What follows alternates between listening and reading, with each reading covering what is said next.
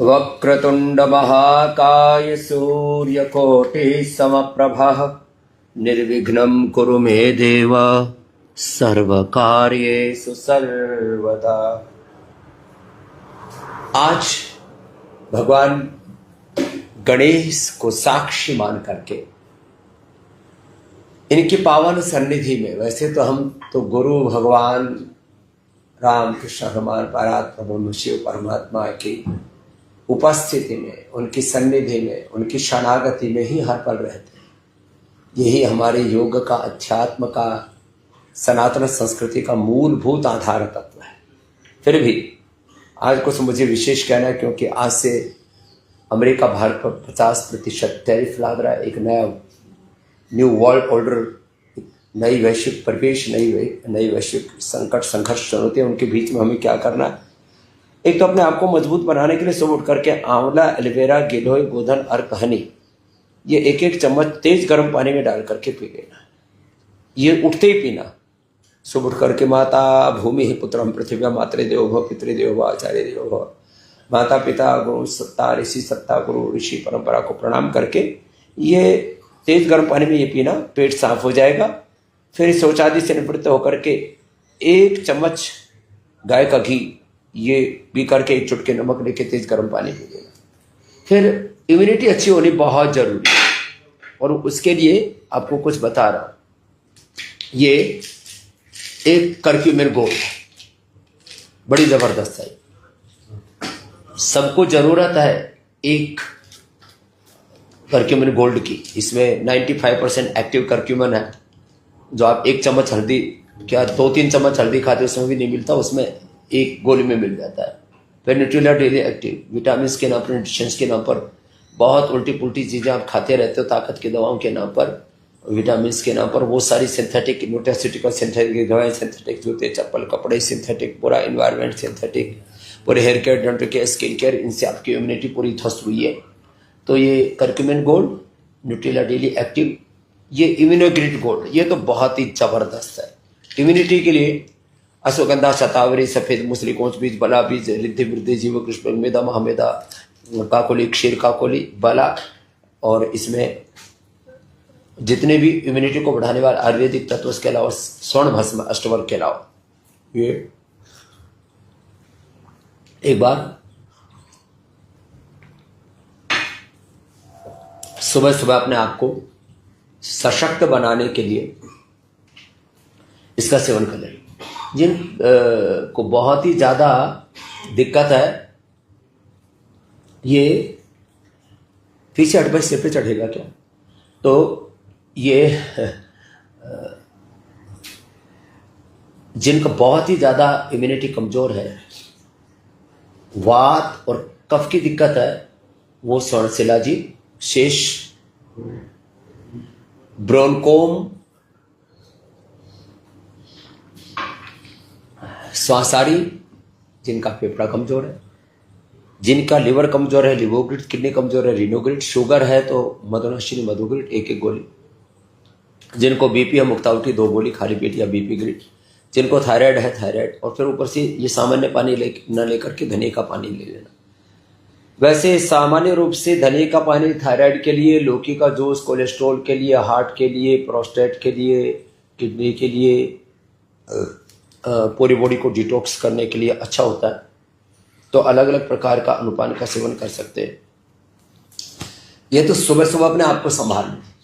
वैसे तो हम तो अपने आप को योग से इतने संभाले हुए, हमें अपने बारे में सोचने की जरूरत नहीं होती कि हमारा वेट का क्या होगा, हमारे बीपी शुगर थायराइड का क्या होगा, हमारे लिवर किडनी हार्ट ब्रेन का क्या होगा। हमने अपनी बॉडी को ऑटो पायलट पर डाला हुआ है।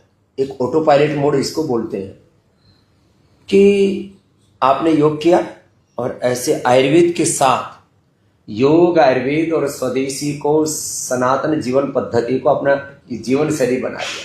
सुबह उठ के योग किया, फिर ध्यान किया, ब्रह्म यज्ञ किया, देव यज्ञ, अग्निहोत्र किया, प्रकृति और संस्कृति में अपने आप को समाहित कर लिया।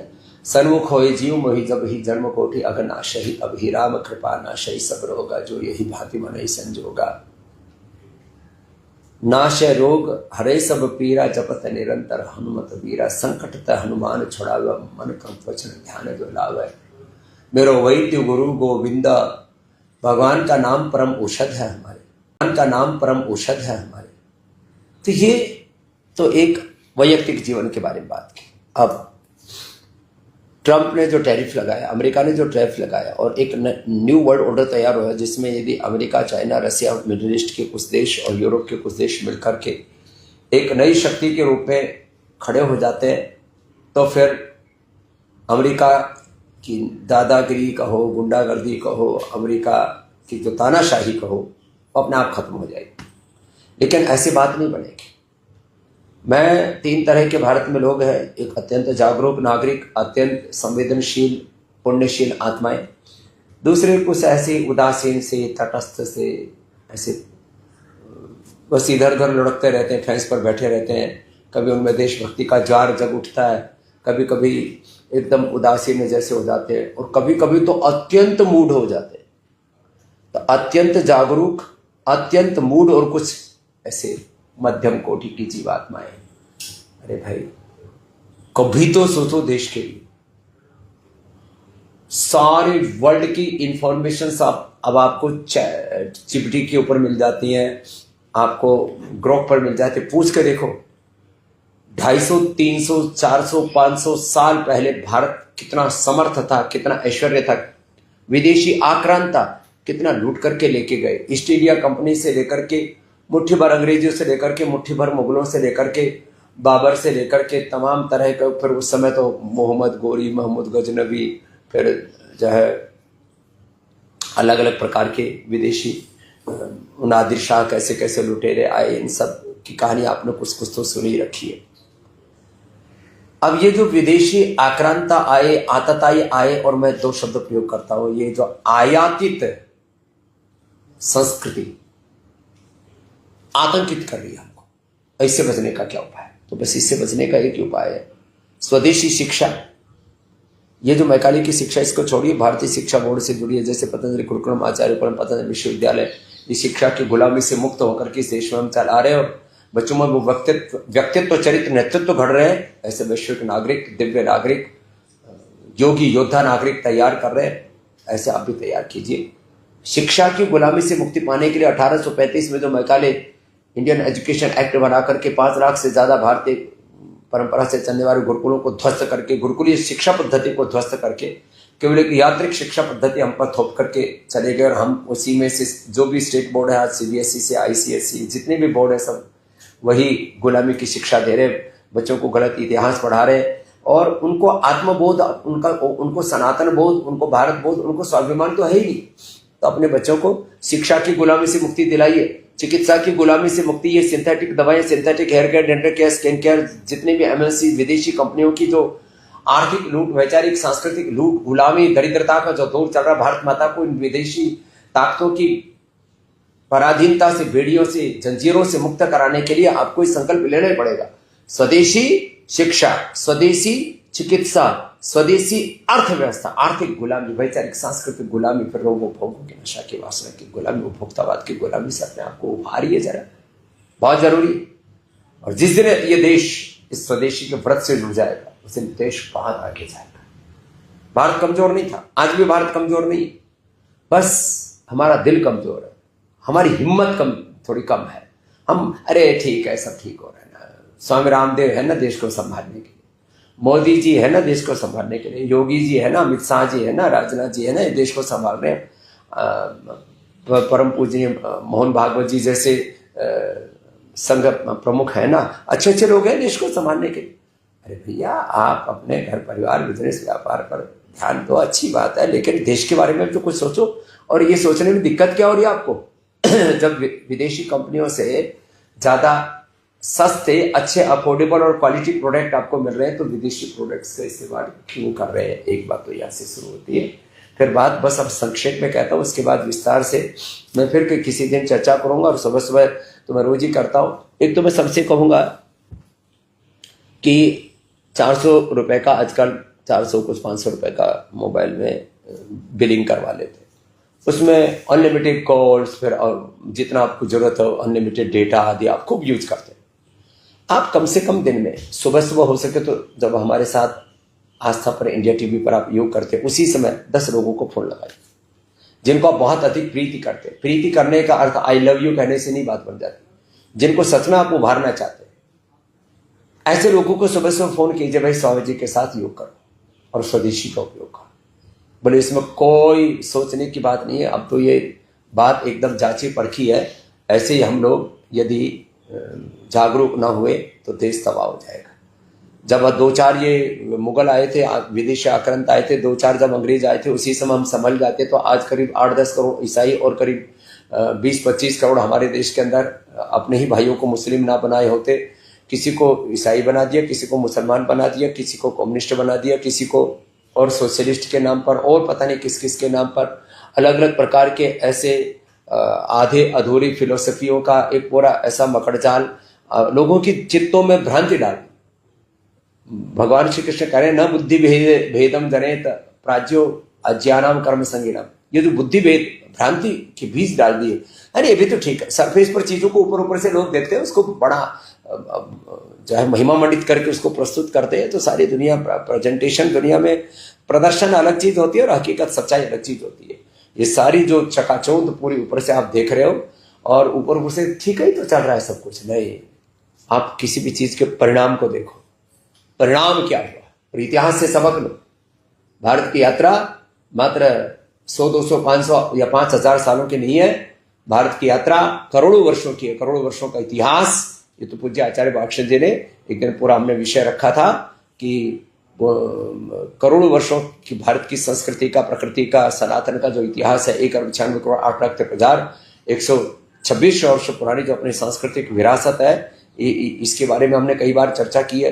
अपनी करोड़ों वर्ष पुरानी सांस्कृतिक विरासत को लेकर के, और उसमें बीच बीच में जो हमने गलतियां की, जैसे मैंने कहा ये जो आयातित और आतंकित, आयातित, आक्रांता, आतताई, ये सब आए, उसको हमने अपना मान लिया है। अपनी निजता का गौरव नहीं रखा, अपने स्वधर्म का, अपने सनातन धर्म का, ऋषि धर्म का, राष्ट्र धर्म का गौरव नहीं रखा। हम सब ऋषिकाओं के वंशधर हैं। मूलतः हम सब यदि लोकतांत्रिक भाषा में देखें तो एक भारत के नागरिक हैं। यदि आध्यात्मिक परिप्रेक्ष्य में देखें तो हम सब शुद्ध पावन आत्माएं हैं। यदि उसको सनातन संस्कृति की दृष्टि से देखें तो हम सनातनी हिंदू हैं। यदि हम उसको व्यापक परिप्रेक्ष्य में देखें तो हम सब एक अच्छे इंसान हैं। तो एक सच्चे और अच्छे प्रामाणिक इंसान होने के नाते अपने स्वधर्म का, अपने राष्ट्र धर्म का निर्वहन करने के लिए स्वदेशी के प्रति अत्यंत दृढ़ आग्रह रखिए। दूसरों तक भी संदेश को पहुंचाइए। आज भी, अभी इस फेसबुक लाइव के बाद जो आप मुझे अलग अलग डिजिटल के अलग अलग प्लेटफॉर्म पर देखते हैं, उन सब प्लेटफॉर्म से इस इंफॉर्मेशन को फ्रॉड कीजिए, इसका प्रचार प्रसार विस्तार कीजिए, आस्था पर भी इसका प्रचार प्रसार विस्तार कीजिए। ऐसे ही इसको जब आगे बढ़ाते रहेंगे तो निश्चित रूप से एक दिन, अब ये तो स्पेस में किसके लिए कितनी जगह है, कौन कितना ऑक्युपाई कर पाया, कितना जो स्थान किसको मिला हुआ है, तो आप जो है स्पेस लीजिए पूरा, इस इंफॉर्मेशन को फ्रॉड कीजिए पूरी, तो पूरे देश में एक जागरूकता आएगी। मैं आश्वस्त हूँ भगवान श्री गणेश जी के अनुग्रह से, अनुकंपा से ये एक नया श्री गणेश होगा और देश बहुत आगे जाएगा। मैं इस विषय को पूरा और अधिक रखूँगा प्रामाणिकता से। लास्ट बात, जो 25 साल तक की उम्र है वो उस पर पढ़ाई पर ज़्यादा फोकस करो। 50-60 साल की उम्र है उस पर कमाई पर ज़्यादा फोकस करो, और 50-60 के बाद भलाई के लिए, पुण्याई के लिए अपने आप को समर्पित करो।